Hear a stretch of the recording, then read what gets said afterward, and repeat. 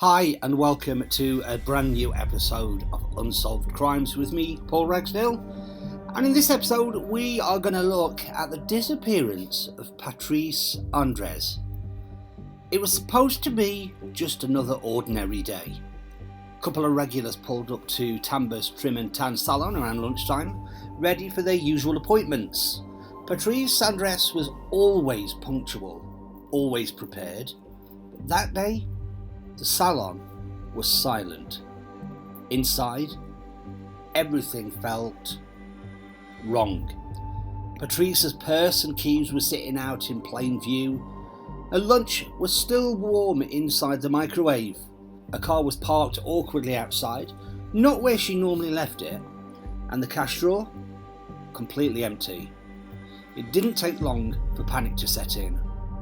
By noon on April 15th, 2004, police were called, and the search for Patrice Endres began. Patrice wasn't just a hairstylist. Owning her own salon was her dream, something she'd worked hard for and taken pride in. Friends described her as warm, outgoing, and deeply devoted to her family. On the surface, she'd built this life she wanted, but behind the scenes, not everyone believed things were as perfect as they seemed. Her husband Rob Endres said he adored Patrice, that she was the love of his life, that he was completely devastated by her disappearance. Her family told a very different story. They described Rob as jealous, possessive, controlling. According to those closest to Patrice, she was planning to leave him, and that tension exploded after she vanished. Rob's relationship with Patrice's son Pistol completely collapsed. Pistol was locked out of the house, shut off from his mother's belongings, and pushed away at a time when he needed answers the most. Investigators quickly realised this wasn't a simple missing persons case. Based on customer appointments and Patrice's phone activity, police narrowed the abduction down to a chillingly short window. Just 13 minutes. 13 minutes in the middle of the day when Patrice was alone in her salon. Rob had an alibi. On paper, it checked out. But he also knew Patrice's schedule. He knew when she'd be alone, and that fact alone kept suspicion hovering over him. Then, months later, another name entered the story. Jeremy Jones. Jones was already known to police, a violent serial offender who thrived on manipulation and charm. In 2005, while being interrogated for another murder, Jones told detectives something that made their blood run cold. He claimed that he had abducted and killed a hairdresser from a Georgia salon. He offered details, disturbing ones. He spoke about her final moments, about her crying, about her talking about the family she loved. One detective said Jones knew things only the killer would know. But just as suddenly as he confessed, Jones recanted.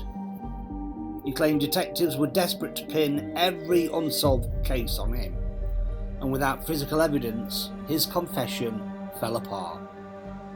Nearly 2 years after Patrice disappeared, her remains were discovered behind a church in Dawson Forest, just 11 miles from her salon. The area was already infamous as a dumping ground for another killer. That brought yet another suspect into focus, Gary Hilton, the so-called National Forest serial killer. Hilton hunted people. That's how investigators described it. He targeted opportunity, he frequented hair salons, he preferred lunchtime, and unlike Rob, Hilton had no alibi. Still, no evidence tied him directly to Patrice, so the case remains suspended in uncertainty. Was Patrice taken by a predator who happened to cross her path? A serial killer hunting for opportunity? Or someone who already knew her schedule, her habits, her life? Years later, the questions still linger. Why did Jeremy Jones confess and then take it back? Why was Patrice's body left where it was? And why, after all this time, does no answer fully fit?